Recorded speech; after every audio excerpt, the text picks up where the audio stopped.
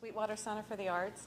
So nice to have all of you here with us tonight, both here in person and at home. So thanks for joining in through the live stream. We have a monthly speaker series with what's called the Artist Guild here every month at Sweetwater Center for the Arts. It's the first Wednesday of every month. And if you miss a speaker and you want to hear what they have to say every month, you can go online. The recording, the live stream will be on YouTube and will be accessible through the Sweetwater social media and everything on their site. So tonight we have a really special speaker, so I'm really glad that she's here with us tonight. I was going to read her bio, which is kind of lengthy because she's done so much. But Dorit Brauer is here with us tonight. She is an award-winning author, artist, and founder and owner of the Brauer Institute for Holistic Medicine. She taught meditation and stress reduction programs at UPMC and at Highmark and at many other corporate sites. She is the winner of the Immigrant Entrepreneurial Award by the Global Pittsburgh in recognition of her achievements in enriching the Pittsburgh region. She has studied painting and fine arts at the Avni Art Institute in Tel Aviv, and she has been featured there with a Passion of Colors, her Passion of Colors exhibition. Her art has also been shown in solo exhibitions in Israel, Germany, and across the United States. She is also the author of the award-winning autobiography, Girls Don't Ride Motorcycles, a spiritual adventure into life's labyrinth. It chronicles her modern-day pilgrimage into which she embarks on a over 7,430 solo motorcycle adventure across the United States. She also, sorry, I'm trying to paraphrase here because there's so many things here to talk about with you. You've done so much. And in the art of mindful painting, Artist Talk, Brauer illuminates her artistic evolution, and she looks forward to share her Color of Life guided meditation tonight, inviting all of the attendees here tonight and at home to unleash their creativity and connect to the artist within. Tonight she's going to be doing a guided meditation accompanied by a sound bath, which is the relaxing sound of quartz crystal singing bowls. These induce alpha wave level activity in the brain, balance the hemispheres of the brain, and resonate within every cell of the body, creating health, balance, and harmony. So I'm really, really tickled that she's here with us tonight. Thank you so much, Dorit, for being here. So welcome. Yes, thank you. Well, thank you so much for having me. You saved me a whole part of my talk, so I don't have to give the intro. But as you can hear from my accent, I'm from Germany. And I would like to share with you tonight really the tools that I use my whole entire life. And my philosophy is really to be an artist of life. And there are a few great words in German that we don't really have in the English language. One is Lebenskünstler, which means to be an artist of life, so that you look at your life and every single day that you live in a way as creating this beautiful piece of artwork. So your whole life is this piece of artwork. And also Gesamtkunstwerk, that's also a really great German word. So remember that Gesamtkunstwerk. And that means that you look at your life in this big overview and have this holistic life design in a way. So it's also a very goal-oriented living, because you always contemplate, like, what's the next step and how do I design my life as a beautiful piece of art. So for me, of course, meditation is a really important aspect for that. I'm a meditator actually since I'm 15, and that is, I have to say, that's 41 years now. And so my perception of reality, I guess, is a little bit different. I started meditating at age 15. My childhood friend passed away of cancer, and I grew up on a dairy farm in Germany's Lower Rhine Valley. And we rode horses together, and she passed away very quickly, so she was my closest friend. And I was looking for answers. Where did she go? What's the purpose of life? And nobody really provided those answers. Not church, not my family, not school. So in my small hometown in Ries, Germany, we had a fantastic librarian, and he was very well versed in Eastern philosophies, and he just gave me all these books to read. And so I started meditating first self-taught, and then later when I lived in Tel Aviv, Israel, I received my education in holistic medicine, became a meditation teacher, and I do a lot of other fun things, and it all is integrated into my art. very importantly also, I have a few mantras from my youth. So my parents are the World War II generation. My dad was from 1929, and my mom is from 1936. And they were really down-to-earth, rock-solid dairy farmers who obviously had the best interest for their children. I have one younger brother. But I always wanted to study art. From a very young age on, I knew I wanted to be an artist. I knew that I loved to read and literature, so I wanted to write. And my dad was like, oh my God, no, that's not a solid profession. You are not studying art. And the other one was motorcycles. As a teenager, I had vivid dreams. I woke up like in the morning, having these great experiences, like riding a motorcycle at a really fast speed. I would come to the breakfast table and my dad would like slam his fist on the table and say, Mädchen fahren kein Motorrad. Girls don't ride motorbikes. And that's actually the title of my book, which is an award-winning autobiography. So I had all these dreams when I was young, but I felt the world I was in was too confined and nothing was really working out. So basically, I went out into the world, did everything I was forbidden to do, in a way, and I'm having a great time ever since, and that's what I'm teaching nowadays. So I really encourage everybody to follow their dreams, to live their best lives, and just wake up every morning and say, okay, this is another day, it's going to be a great day, I do the best I can. And of course, in order to do that, to live your whole self, you need to unleash your creativity. So what I want to do with you today, and thank you all for being here, and also for those who are listening online, is to create an experience for you where you can really tap into your inner self. And I hope you're all artists here. My favorite German artist, Joseph Beuys. We're actually from the same neck of the woods, Germany's Lower Rhine Valley. We even have the same birthday. He says every human being is an artist. So if you're a painter, if you do sculpture, photography, writing, it's all part of being creative. I mean, just the whole aspect of being alive. We are all part of nature, and nature in itself, the essence of nature, it's super creative, especially for those of you who have gardens. My friend Barb is here. She always supplies me with fabulous plants for my garden. And just, you know, like if you look outside, if you look at nature, it's all creativity. And we are part of that. And if we allow ourselves to just like surrender a little bit, look within, then we can totally tap into that. And so that's available for everybody. So I came, well, where do we continue? Well, girls don't ride motorbikes. So I left home at 21, I moved to Israel. I went on a backpacking trip in Brazil. At 20, because I tried different career paths and nothing was working out. I was so unhappy. I'm like, okay, I'm out of here. So I went on a solo backpacking trip in Brazil for 10 weeks, met all these Israelis, learned that I have a Hebrew name. I'm like, wow, that's really cool. Let's see what's up with that. Moved to Tel Aviv and stayed there for 8.5 years. So I learned Hebrew. I went to Hebrew school first. The next thing I did was enrolled at one of the greatest art schools in Tel Aviv, the Avni Art Institute.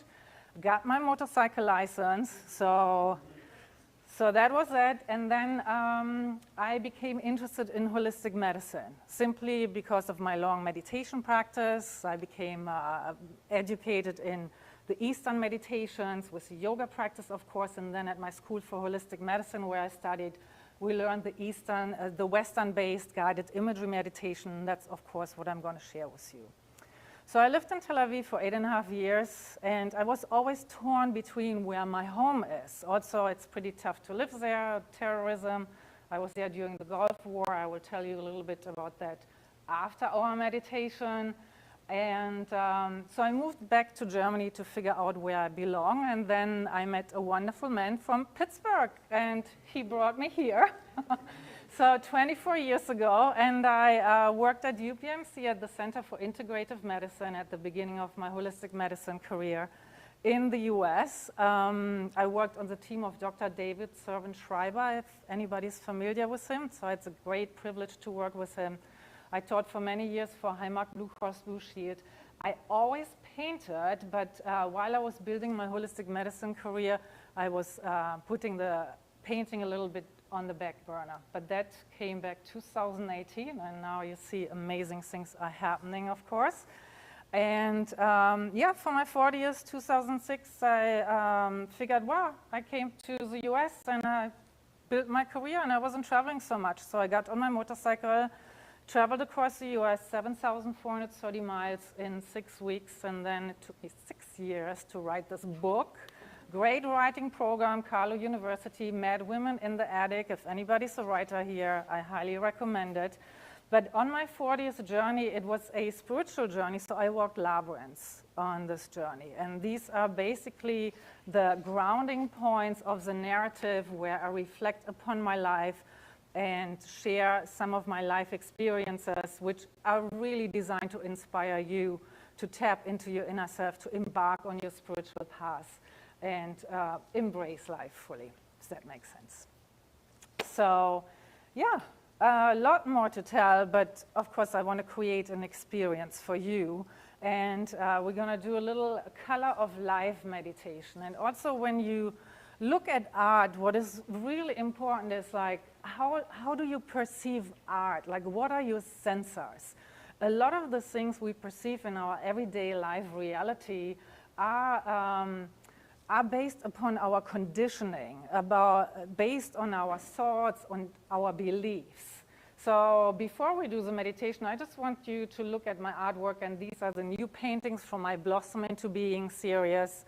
And you know, collect an impression, how they feel like to you, if there are particular colors that you like more than others, and how they speak to you. And I guarantee you, after our very first meditation, you will look at the artwork and it's going to look very different to you, because your perception of color is going to change once we start the meditation. Makes sense to everybody?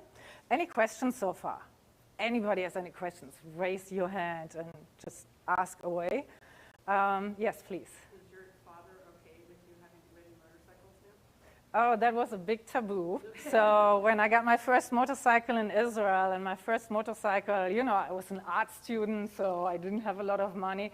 So I had a Czechoslovakian Java 350, where you still had two-stroke engine.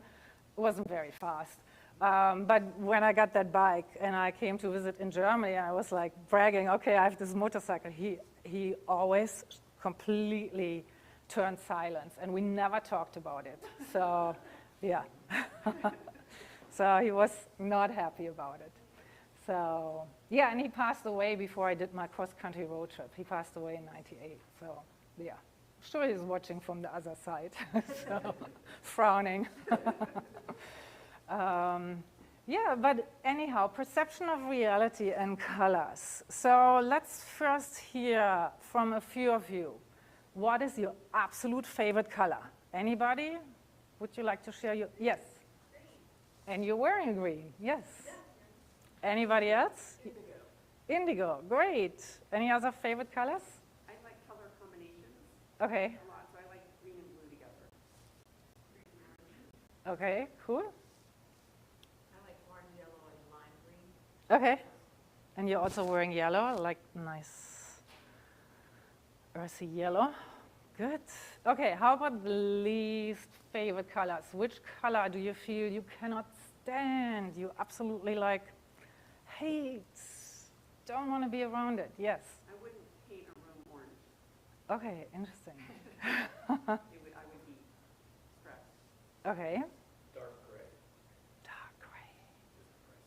Put me in a dark gray room. Okay. Fascinating. Okay, so we'll have to address gray in the talk. Yes.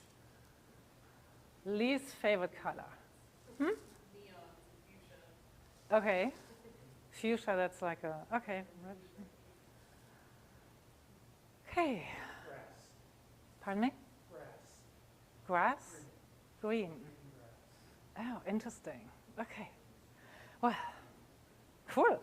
Okay, remember that. And those of you who didn't say your least favorite color, keep this in mind. So I was an art student, and then I went to holistic medicine school. So in holistic medicine school, I actually learned that every single color is associated to a different energy center in the body. And there are different meanings and interpretations. And if we love a color, there's a certain meaning to it. And if we don't like a color, there's a certain meaning to it. Now, once we begin to understand the deeper meaning, the metaphysical meaning behind those colors, we start looking at them in a very different way. And so I have a little anecdote to tell you from my holistic medicine studies. My teacher asked the same question to our class. And when he asked, what's your least favorite color? Immediately I raised my hand. I'm like, red. I cannot stand red. My least favorite color. Well, he was smiling at me and he's like, oh my God, that makes so much sense. You're completely uprooted. You're not connected to your roots. You're in a different country. Red is a color of grounding, safety, and security in your physical existence. It's your root chakra, which is located at the base of our spine. And so, you know, immediately I regretted that I raised my hand so quickly. And then he gave me homework, and he's like, okay, so your task to become complete metaphysically is to integrate the color red and just expose yourself more to red and start wearing red. I'm like, there's no way I'm going to wear red. My wardrobe was basically blue jeans, white T-shirts, and black. So,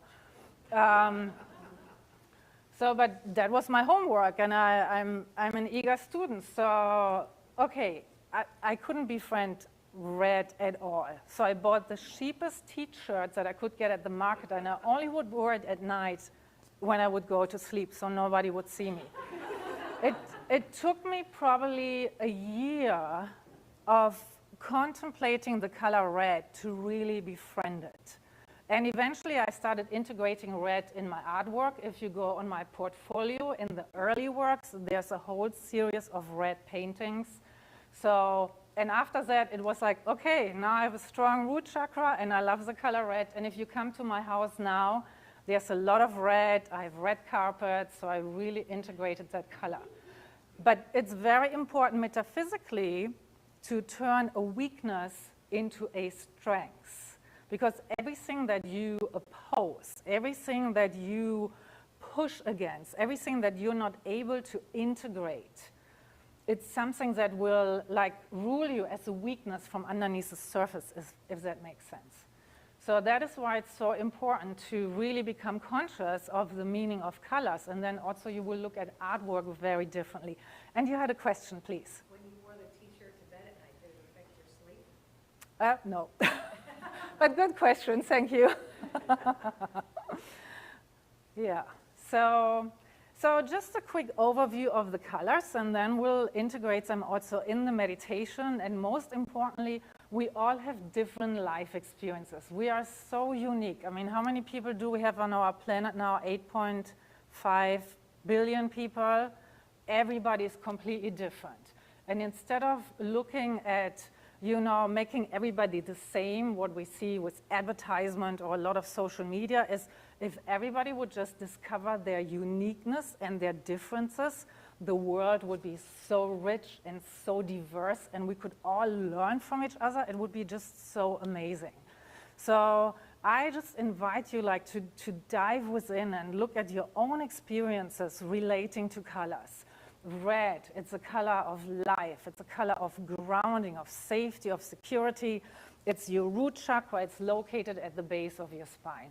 The color orange, you didn't like orange, that's the second chakra. And so the root chakra, we have two chakras that spin out. One goes to the earth, so that kind of we're like trees in a way. So the roots go into the earth, the crown chakra goes out into the heavens, and then we have all these chakras in between. And the energy, the universal life energy, is distributed through the energy system, which in Chinese medicine are called the meridians, to the different organ systems in the body. So, and you can sense energy. Anybody who's sensitive to energy can actually feel them. So, second chakra, creativity, in a way also creating new life. It's also our sexual chakra. So that's balanced through the color orange. It's also a little bit more, like you said, an aggressive color. And the lower chakras are also very strongly the male-dominated chakras, and that's how we have these concepts of conquering the world, warfare, and so forth. So women have their middle chakras a little bit more dominant than men do. So men and women are different. Hence the books, what is it? Men are from Mars, women are from Venus. We're not the same. So, and if we understand that, that also, again, becomes our superpower. You know, it's all about turning a weakness into strength. So the third chakra, it's the solar plexus, and that is balanced through the color yellow. And the solar plexus, so here we have a little bit yellow in the paintings, also different nuances of yellow. That is the chakra or the energy center of self-respect, self-esteem, self-worth. It's also very interesting if we look at a society, you know, people's diseases, ulcers, and all those manifestations, that's really where somebody's not taking care of themselves, where they're not aware of their self-worth and, for example, are not placing boundaries, if that makes sense. Heart chakra, the color green. Anybody said green in the class? Somebody didn't like green? Okay, so that's, green grass, like green meadows, that's actually what I'm going to say in the meditation. And that is a center for love, self-love, and healing. So that's a really important one, but it works together with the solar plexus, self-esteem, self-respect, and it's always about keeping the balance, you know, so very important. And then we have the color light blue, the color of the brilliant, bright blue sky, and that's the color of speaking your own truth, and also the color of lightness and freedom and true self-expression. Then we have the third eye, which is purple, the color of wisdom and insight. We also find sometimes indigo in the literature. And it is said that we have two eyes which look out into the world and one eye that looks within to reflect upon inner processes. And so that is also, once we begin to meditate and look within, the focus goes from the outside world a little bit more inward. And that's also where you can look at the world in a whole new way. And for the creation of art, also, as I'm coming of age, that is definitely the place from where I am creating my art now. Like, I meditate before I paint, and it's absolutely essential for me to be in the right state of mind. Okay, and then we have the crown chakra on top of our head, and that's really the aspect of greater service, also a greater service of humanity, for example. That's balanced through a white light or a golden light. So I'll bring those colors in the meditation. And let's see, how is our timing? We better hurry and get you all to relax. So we'll do the meditation for, I would say, like 15, 17 minutes maybe. And since this is not a meditation class, I won't do a long introduction about that. Basically, I'm playing these quartz crystal singing boards. It's a tool for sound healing. Our bodies consist out of 70% of water, so you will feel the sound resonate within the cells of your body. Also, the sound induces the alpha wave level activity of the brain, the relaxed state of mind that we want to achieve with meditation. We'll go through a few breathing exercises and basically then have you connect to the colors and just invite your own personal memories associated to those colors. So that from now on, when you can look at the colors, you have this rich palette of your own happy inner experiences that will be awakened when you look at artwork. Does that make sense to everybody? Good. Well, let's begin.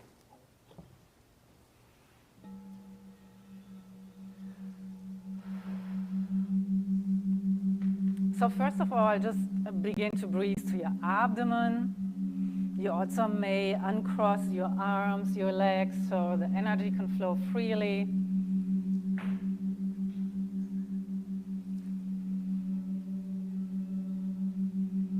And just enjoy closing your eyes, because it's so much easier to meditate and to look within as your eyes are closed.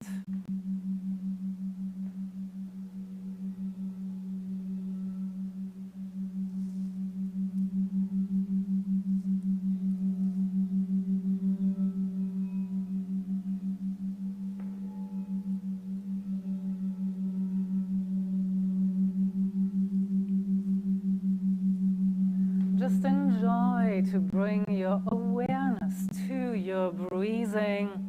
You inhale and exhale easily. You breathe so easy to your abdomen.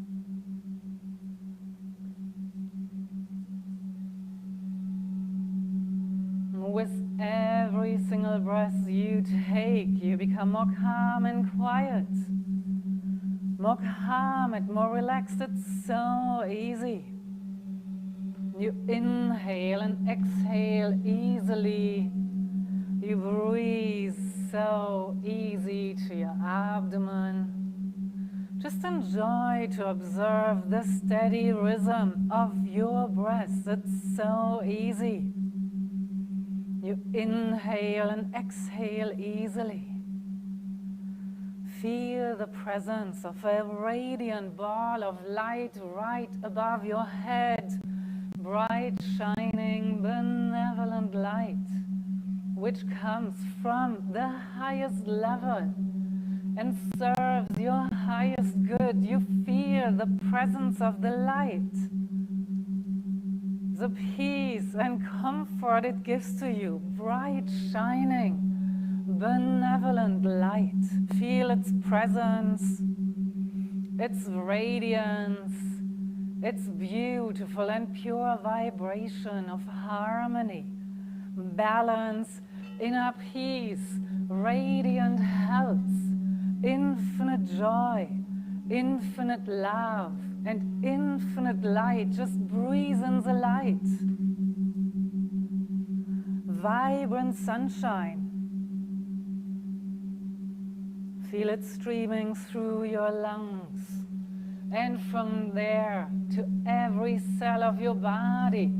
So easy, filling you entirely with harmony, balance, and peace. It's easy. Breathe in the light, vibrant sunshine. Breathe out everything that does not serve you. Let go. Be new. Set yourself free. It is so easy. And the light within you grows and expands each time you breathe out and let go. More light enters your being. It's easy to be new. It's easy to be free.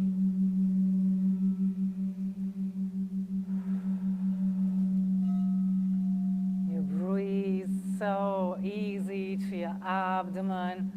Every cell in your body is deeply relaxed, filled with light and sunshine. It's so easy to breathe out, to let go, to be new.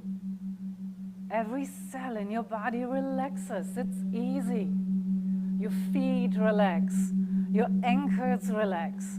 Your lower legs and calves relax. Your knees relax. Your upper legs relax. Every cell in your body fills with radiant light, with sunshine. It's easy. You're calm and quiet. Feel your pelvis relax. Your hips, lower abdomen, lower back. Your reproductive organs, just breathe in the light. Feel it heal you, balance you, and complete you. You breathe out everything that does not serve you. Let go. Be new. Your back and spine relaxes. Radiant light streams into your back, into your spine, relaxes every cell. Your inner organs relax. Your liver, gallbladder, spleen, kidneys, stomach, and intestines. Every cell in your body functions the most perfect and divine ways, filled with radiant health and infinite light. It's easy. You're calm and quiet. Your heart beats in a perfect and steady rhythm. Your lungs inhale and exhale easily. Breathe out everything that's on your chest. On your heart, on your lungs, be new. It's easy.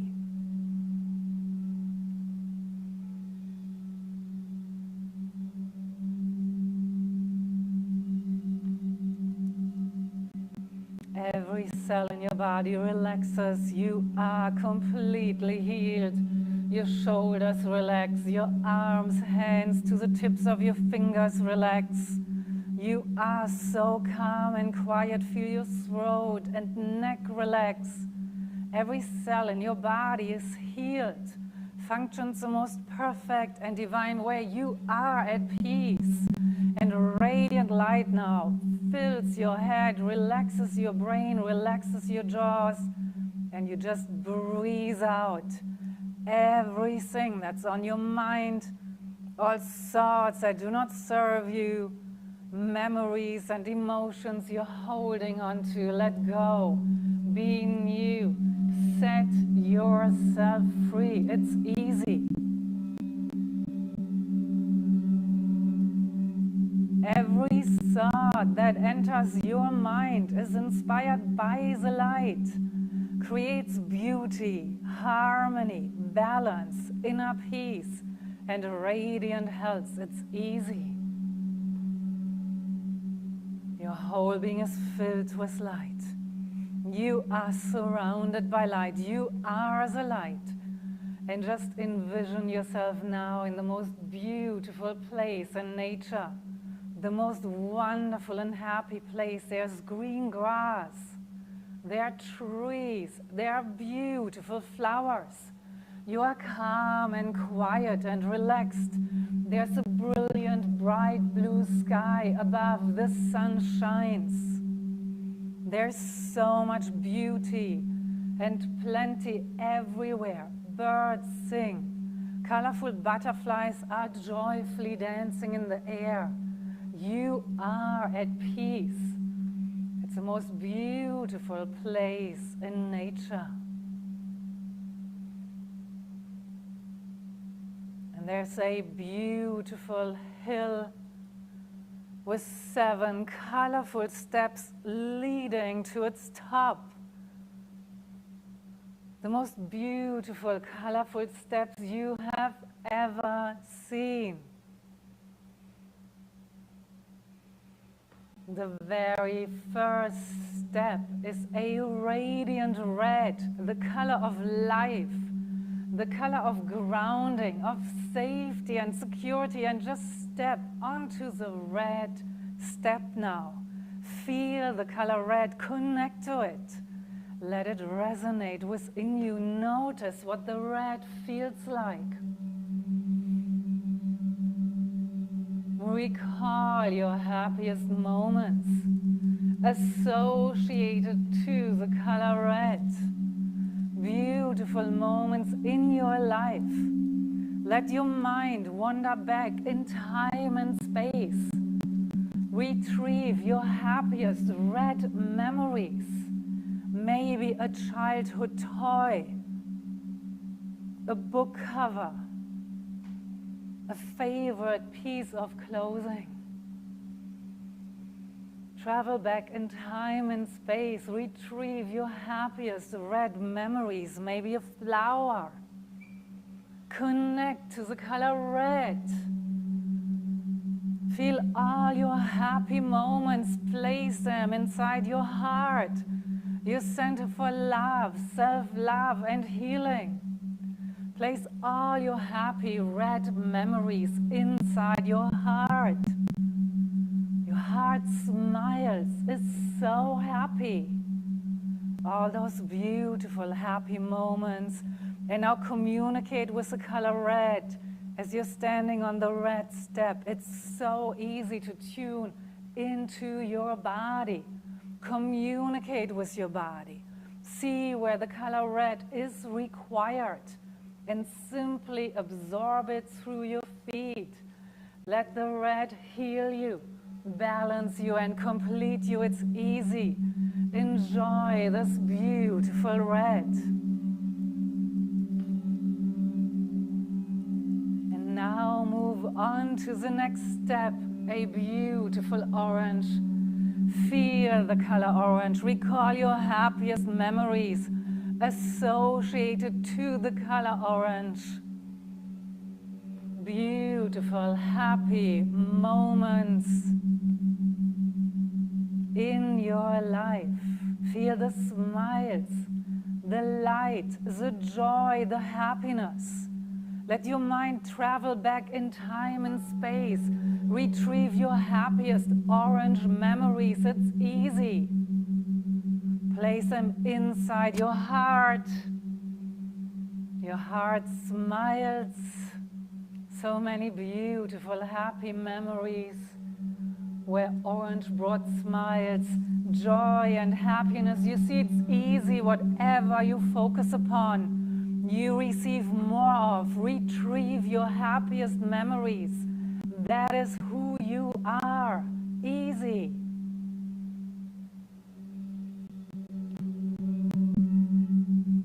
And now look within your body. See where the orange is needed through your feet. You easily absorb it.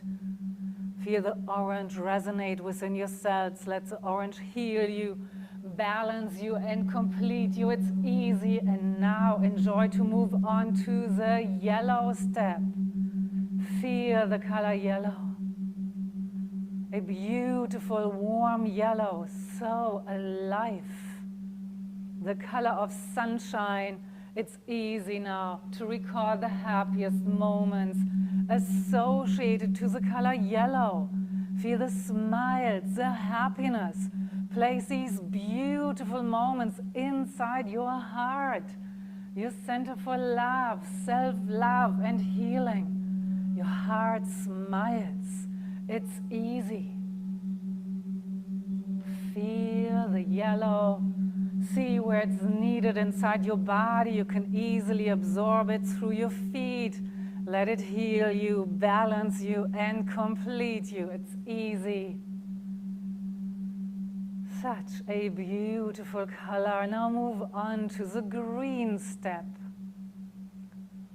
A beautiful, warm green, the color of green meadows. Feel the green. Recall your happiest green memories. Just feel the smiles, the lights, the joy, the happiness. Feel the color green. Let it resonate within you. Let it heal you, balance you, and complete you. It's easy.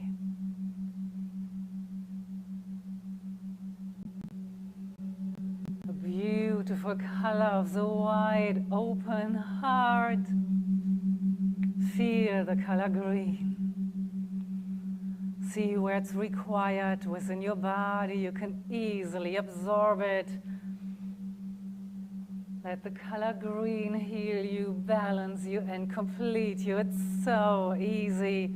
It's the most joyful experience. And now ascend onto the next step. The color of the brilliant, bright blue sky, a beautiful light blue.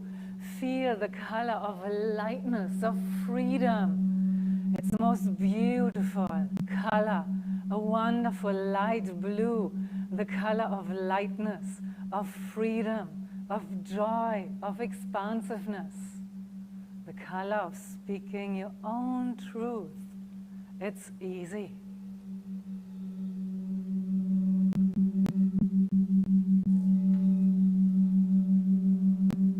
Place all the happy moments inside your heart, your center for love, self-love, and healing. Your heart smiles is so happy. Through your feet, absorb the light blue, direct it to where it's needed. Let it heal you, balance you, and complete you. It's easy. And with great joy and delight, you now move on to the next step, which is a purple one, the color of wisdom and insight. It's so easy to connect to the purple. Feel this beautiful color.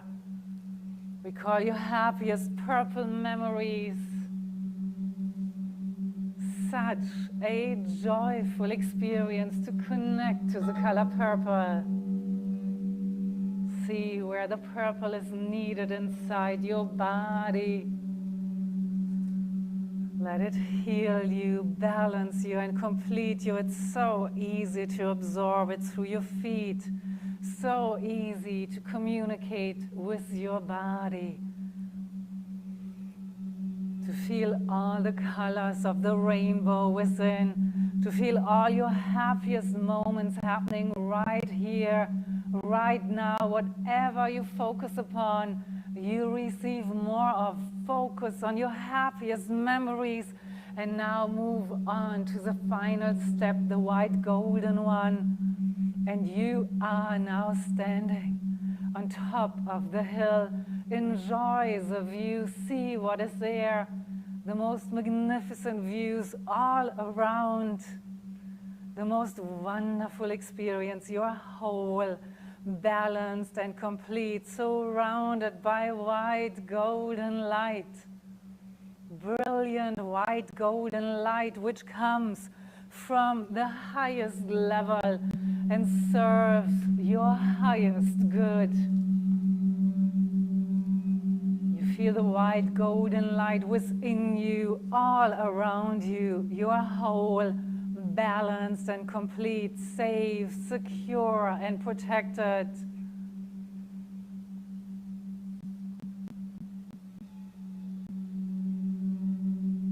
And there's a beautiful being, maybe an old friend, someone very familiar, someone you love, someone you care about, or maybe a beautiful being of light who now delivers a gift to you. It's the most magnificently wrapped gift. And you feel so loved, so seen. Just take this beautiful gift into your hands. You are so happy to see your loved one.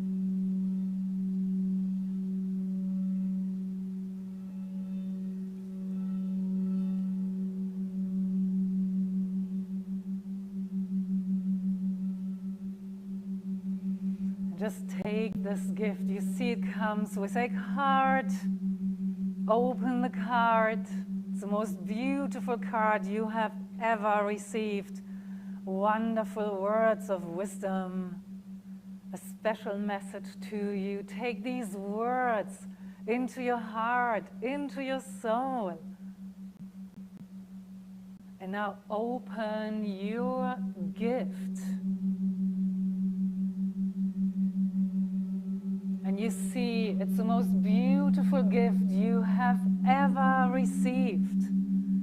And you now know with all your heart that you deserve the best. You are infinitely loved. Miracles and wonders are everywhere, and everything easy comes to you in the most joyful and delightful way. Cherish all those beautiful gifts you received on your journey, all the memories, and with great joy you skip down all those beautiful steps again. Skip from the white golden step onto the purple one, onto the light blue one, onto the green one, onto the yellow step. Yes, feel the lightness, the sunshine. Move onto the orange step, the red step. And now back into your physical body. And just sing, inhaling and exhaling easily. You breathe so easy to your abdomen. Stretch out, stretch your hands, your feet, your arms, your legs. Connect to yourself. And just feel yourself again in your physical body. Bringing with you all the happy memories into the present moment and the beautiful gift you've received. Now feel yourself in your body. Stretch out, stretch your hands, your feet, your arms, your legs. Connect to yourself. And slowly, whenever you feel ready, you may open your eyes again, totally connect back to the here and now, the happiest moment in your life. Easy.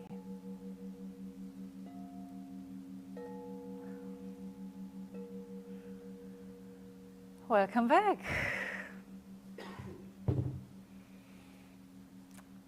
How does it feel?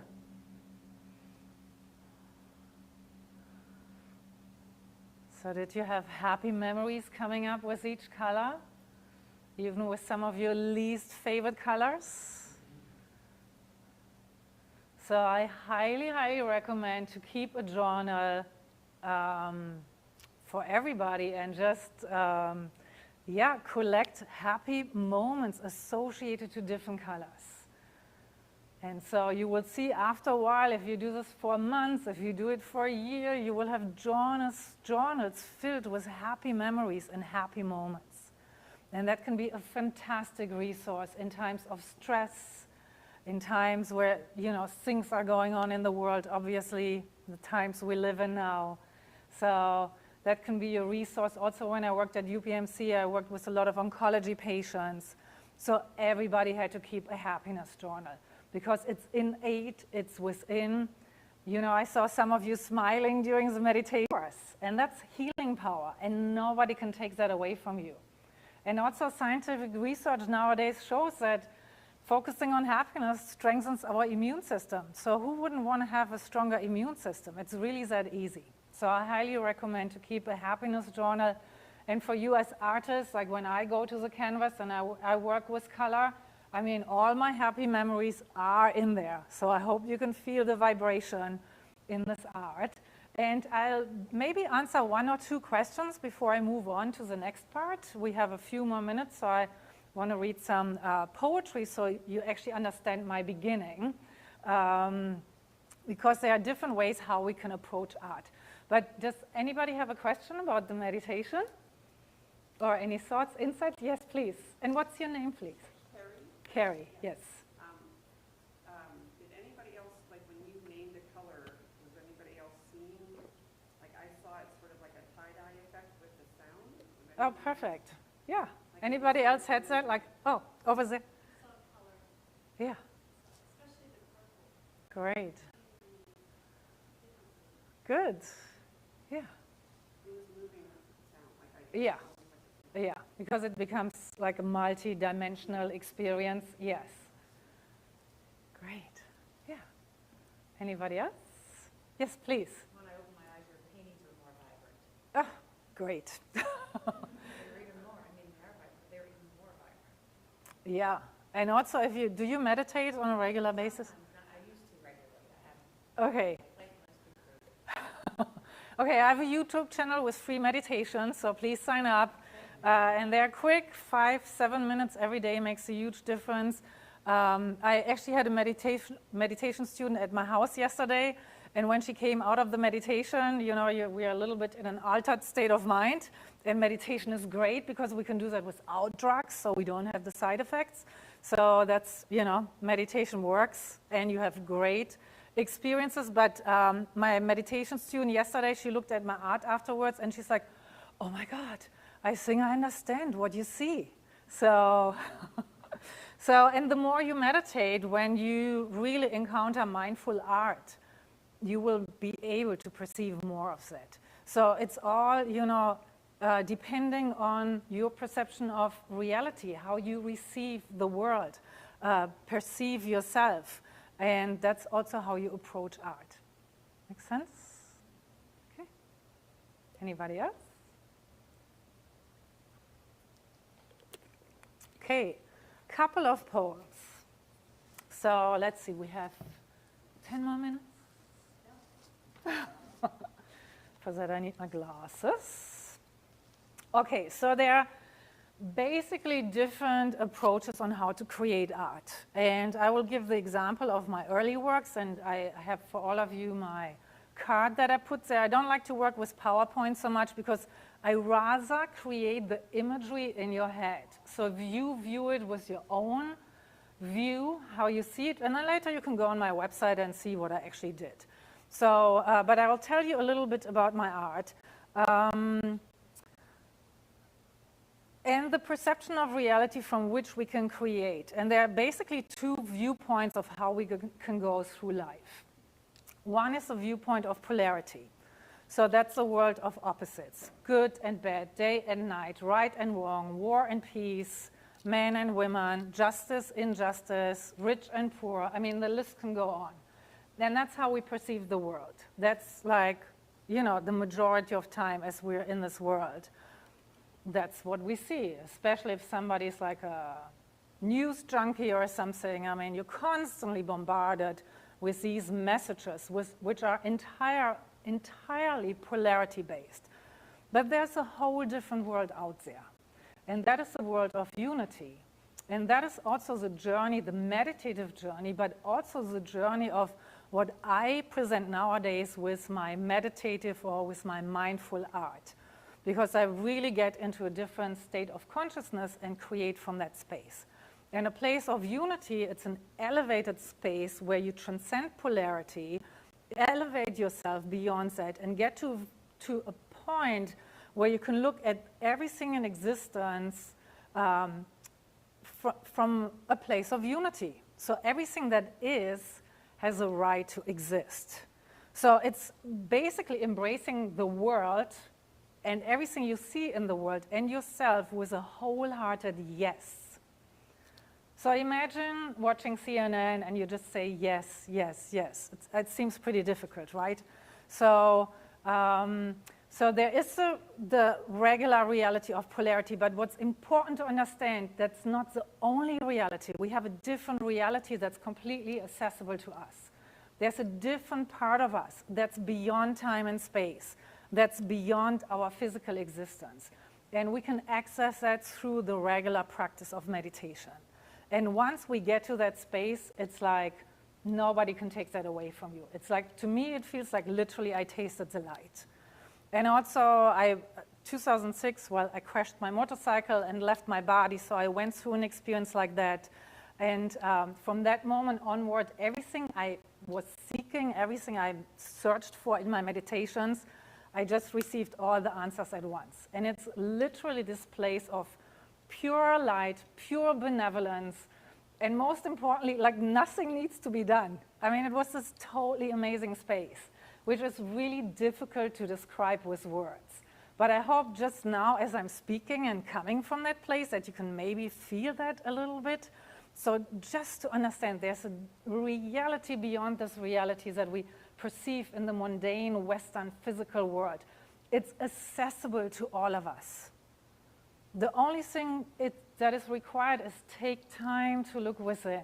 Slow down, take it easy, create these inner sanctuaries, cultivate these spaces where you connect to your inner self, get enough sleep, go out in nature, and if meditation is your thing, then meditate, use my YouTube channel. My mom is not an official meditator, but she's certainly the most meditative person I know, and her thing is going for walks with a dog along the River Rhine, and she needs her quiet spaces. I mean, that's how she fills up her batteries. And so, there are different ways to get there, but the most important part, it's like those places are available to you.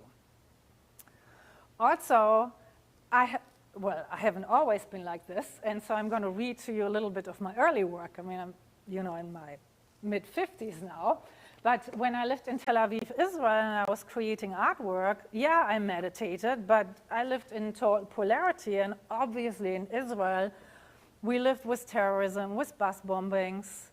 For me, as a German, also just the history of living as a German. I'm not Jewish. I have a Hebrew name, so it's my given name. I never changed my name. So I have a Hebrew name, not Jewish, but everything Jewish is super attractive to me. I'm fluent in Hebrew. Israel is still my favorite country on the planet. And yeah, I mean, there's a really, really strong connection there. So, but life was not easy always there. So I'm going to read to you just 3 poems to give you an insight from when I also created art from more of a place of polarity, where I saw what was happening in the world, where I reacted to it and translated that in my art. So the first poem I'm going to read to you, and by the way, as I said, I studied with the Mad Women in the Attic at Carlow University, so they publish anthologies every year, so I've been published in a number of them, and this is in one of them. And the painting, I'll just describe it to you. So I love working large-scale paintings, and that was a canvas 1.50 meters by 120. I cannot translate that now into feet and inches, but certainly probably like 4 times as big as this. These are 30 by 30 inches. And a friend was cleaning out a grandfather's home in Jerusalem and found all these old books about Kabbalah, Tree of Life, all the things that I was interested in anyhow, but they were throwing them out. So I'm like, well, I take them, I'll do something with them, I'll use them in my artwork. And so I really got into this ancestral energy of what does it mean to be a German in Israel? Like, you know, you grow up in Germany, there are not, at that time when I was growing up, not too many Jewish people. You come to Israel and you see all the elderly with their numbers tattooed on their arms, and you sit next to them in the bus or at a restaurant. You start having conversations. So for me, it was always important to understand that bigger context of who am I culturally, like, again, what's my purpose? So I burned those books. And then I glued them on the canvas, and then I made big yellow stars of Davis on top of it. So let me read this to you. The burning. Books silently waited in darkness. Books of Judaica, Martin Buber, Kabbalah, the Tree of Life. Hidden deep in a cellar in the holy city. Forgotten as if they never were, saved by a German artist in 1993. In my search for meaning, I burned these treasures. Again, again, and again, I fail to understand my people. First, they burned books. Then they burned people. A slight glimpse into the working of a mad mind, the power of fire. A country rises from the ashes. The question to ask, the perished ones, where did they go? Dismembered remains were glued onto the canvas. Thick layers of oil paint dried instantly in it. No warmth, only frozen layers of ice.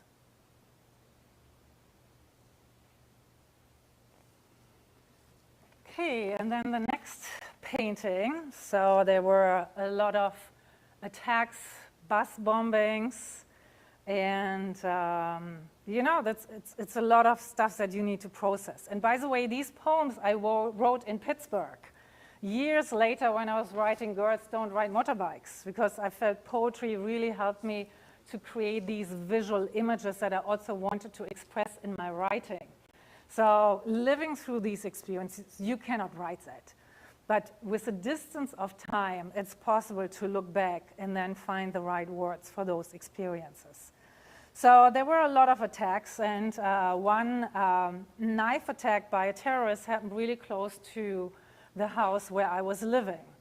And a number of people were killed, and so I wrote about it and also created a piece of artwork. And the artwork, you can look it up later on my website, is also a large piece. It's 4 times the size of this.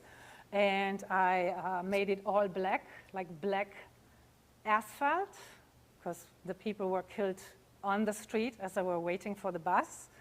And then in Hebrew, the words tohu vavohu, which is the original chaos that's also mentioned in the Bible before the creation of light.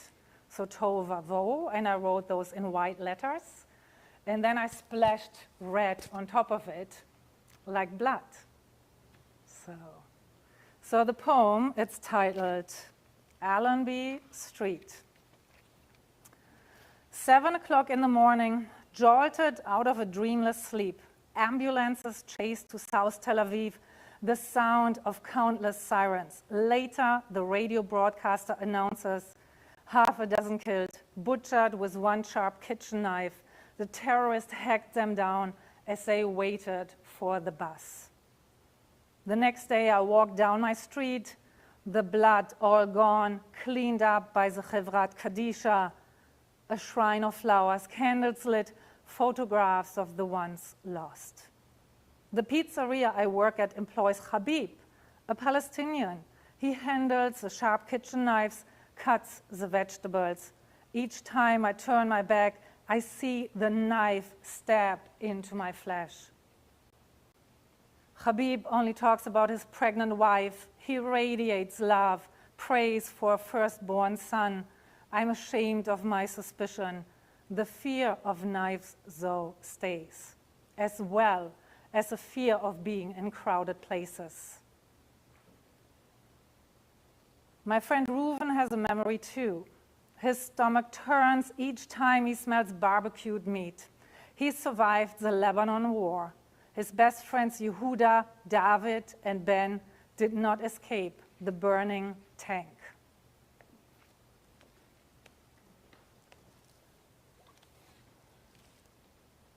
Okay, one more, and then we'll lighten it up again. Also, as I read this, I want you to think about what's going on in the world, in Europe, the war in Ukraine. As we're having this talk here for like an hour, it's nice, comfortable, life is good. It's not the case for everybody. So we want to really be aware of that and never take anything good that we have for granted. Okay, so being an art student in Tel Aviv, right? I was there during Desert Storm. So one last poem. A sunny day in Tel Aviv, January 1991. I calculate if the bomb explodes 100 meters away and I run as fast as I can, I might live.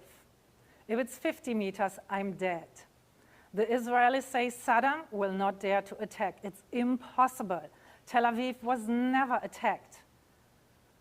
I walk up Schenking Street, equipped with my newest possession, neatly packed in a carton box.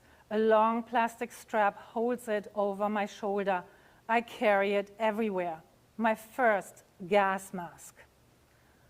I could be safe, have a different passport, but I can't leave my chosen home. Why betray my friends? Leave when it becomes uncomfortable. Their war becomes my war. I stay. The embassy demands for all Germans to evacuate. My parents call, get on an airplane, get out. I don't listen. The carton box of my gas mask looks kind of plain.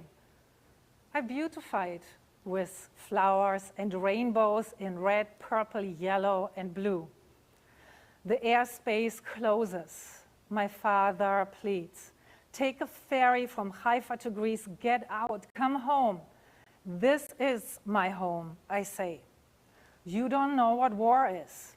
He knows. Born in 1929, he does know. I don't listen. January 17th, the ultimatum is up. I am in my room for rent in an apartment in Tel Aviv. Music plays. I read. It's nearly bedtime.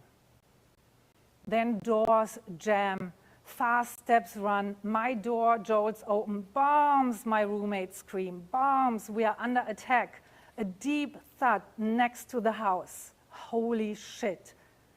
Fast, fast, I put on my gas mask, throw on my rain jacket, supposedly that keeps the skin from melting in case of gas. We seal the window and door with plastic sheets and tape. I suck in air. Breathing in a gas mask sounds muffled. A disgusting smell of rubber. Is it gas? Reports of thunderstorms in Jerusalem on the radio. No announcement of an attack. One deep thud after another. The next bomb could hit our house. On the radio, nothing. A bucket to pee in. I pee every 15 minutes. We all do. Hours pass. Bombs fall. My hands are shaky as I pull down my pants. Awkward. Gas mask on. Rain jacket on. Pants down.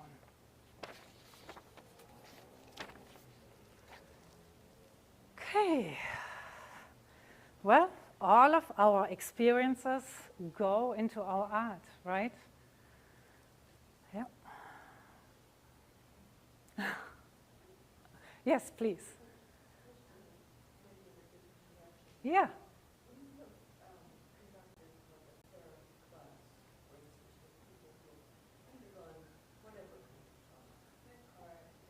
Yes.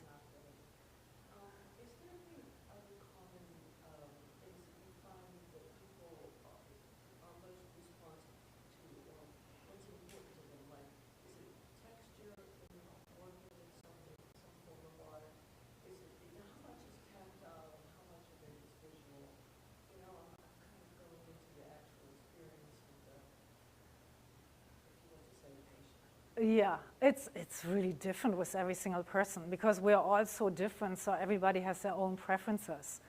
But what I always suggest is if you're set in your ways and you have a certain thing that you really love, also with your art, something you love to do, throw that out for a little while and just experiment. Do something totally new. I mean, we all want to evolve, move on in life, grow, expand. So stepping into uncharted territory and doing something that you have never done before, it will affect you in a positive way and really affects everything around you, like with a ripple effect. So I highly recommend like exploring and trying new things.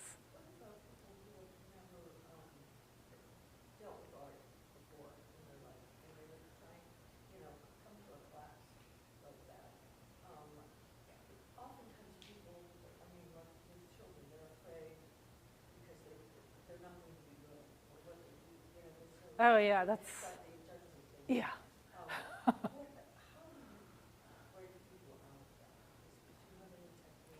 Again, I tune into the energy of the person, and it's different for everybody because also different people have different reasons why they are like, have the need to always be the best or to excel at things. So, but the most important part is just to create. So I certainly create experiences with people also in the mindful painting classes where it's very comfortable for everybody to get started. And yeah. Thank you. Any other thoughts, questions? Yes, please. Do you ever hear art or hear color? There was an artist, Vasily Kandinsky, is that part of your studies? Or? Well, it's perception of reality. So the longer you meditate, the more interesting experience you have. And I think that's all I'm going to say on that. Yeah, but yes. Yeah, I think it goes hand in hand, like color and sound, music, dance. I mean, when I'm in my studio, I listen to music, I dance around. There's a lot of movement. So I don't sit still. I mean, I might sit still when I meditate, and then the action starts, and it's like, this. It's a whole body experience. Yeah. Yes, please. So the first two poems you read seemed that you had the view of the world as polarity, and your poems reflected that, tied in with the art. How can you contrast with where you're at right now? Because I think these paintings are more unified view of the world. Yes. Great question. Thank you. Poems that tie with those, and can you talk about the journey from where you were before to where you are? Yes. So, I mean, my early work, those are the Israel poems, certainly. And that was a life that, obviously, compared to the US, was a much harder life. Lots of challenges. I mean, we're very fortunate here. And just, you should say thank you every day for being in a fortunate place. But being in the US now for 24 years, when I came here, I always painted. I also do labyrinth art. And when I went on my 2006 road trip, I actually created a whole bunch of labyrinth paintings, so that's these patterns. And I had an art show, and the art show actually financed my 6-week road trip. So that's a lot of meditative art. And that's actually the first time after my early works that I really got into the meditative art, because I was planning this road trip. I was working in holistic medicine for so many years now. And I always painted, but 2018, I officially decided to restart and relaunch my art career in the US. So I educated myself on what's necessary in the US to launch an art career, which is quite different than in Europe, for example. So I read a lot, talked to a lot of people, and got my step-by-step program and just did it. So the first series that I did 2018 is called the Unwinding series. So if you go onto my website, you can see that. And it's basically a combination of my holistic view of the world, holistic medicine, and really all the colors of the rainbow that we can see. And so when you look at it, there's a lot of movement. There are like a lot of swirls. I actually taught movement classes with the sound of the singing bowls to my art. So in a way, an open-eyed meditation where people were moving their bodies, and unwinding is an essential concept in holistic medicine, because if we have trauma in our body, oftentimes it gets stuck. So just by movement, by listening to your body and the movement, you can get it out of your system. So that's what I did with my art. And then I invited people to do the same thing with it. So that was like my reintroduction, relaunching my art career with the Unwinding series. And then COVID hit.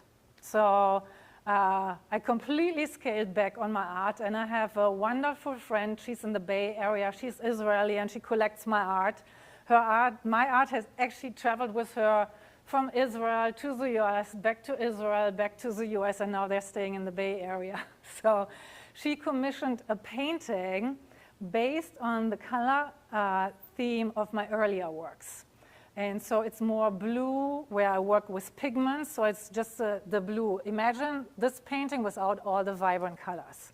So it was that style. And then COVID hit, and I was secluded at home, got my meditation practice up to 2 hours a day. I lived by myself. So yeah, I just got into my bubble, meditated, painted, and created 20-some paintings of this cosmic resurgence series, which is basically revisiting my artistic language from my earlier years when I lived in Israel. And then now, as the world is opening up, these started to surface, and they're titled The Blossom into Being series. And here I'm bringing back in all the colors. The colors, hopefully, that you all experienced in a nice way in your meditation. There's a lot of movement, and I work on these pieces. They're all on canvas, and I work on a series simultaneously, and they take 8 to 10 months each piece. So, yeah. So lots of meditation, lots of good energy. I hope you can see that. So, yeah. Okay, any other thoughts? Are you write poetry that ties with this? So right now it's more like artist statements, and so you can find those on my website. The poetry probably might come a few years down the road, because I always feel like we just need time to reflect.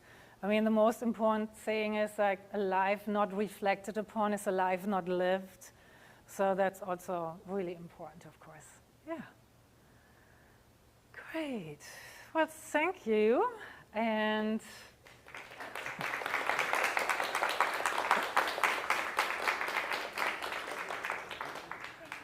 Thank you really so much. I think this has been extraordinary, so thank you so much, really. thank you. Please, come up and talk afterward. You can ask her any questions. Next month will be our last speaker for the year. We have an illustrator, Genevieve Turner, who is with Killer Pancake Studios, so she'll be coming and talking about her career first Wednesday of September, and so hopefully we'll see you guys again then. So thanks for being with us.